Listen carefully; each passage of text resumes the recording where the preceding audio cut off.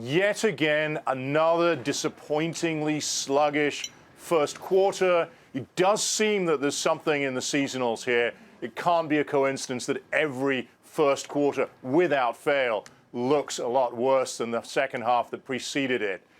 And this has got to give some caution to the Fed as it looks at its plans for rate hikes and then maybe balance sheet roll-off, perhaps at the end of the year. But I will say, I think something's a little different this year.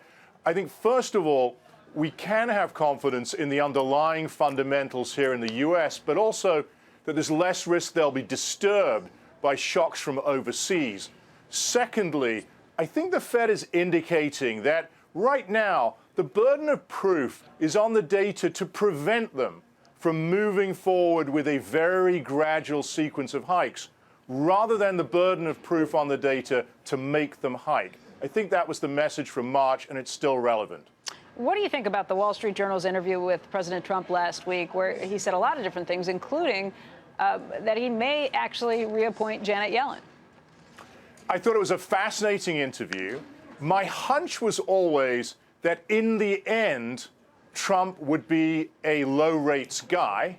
Right, He's obviously said different things on this, over time, but he certainly reiterated that point, in the interview. And it makes sense, right? First of all, here's a guy who's worried about the strength of the dollar. If he's just jawboning, sooner or later markets are going to start ignoring him.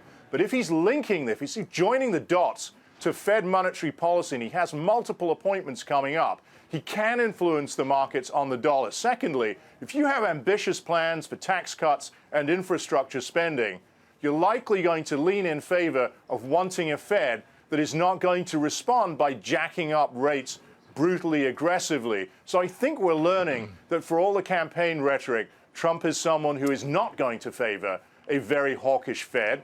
Is probably going to seek a pragmatic Fed, maybe a Fed with more business people, more finance people on the committee there. Is it Yellen? Maybe, but more broadly, not a hardline hawk.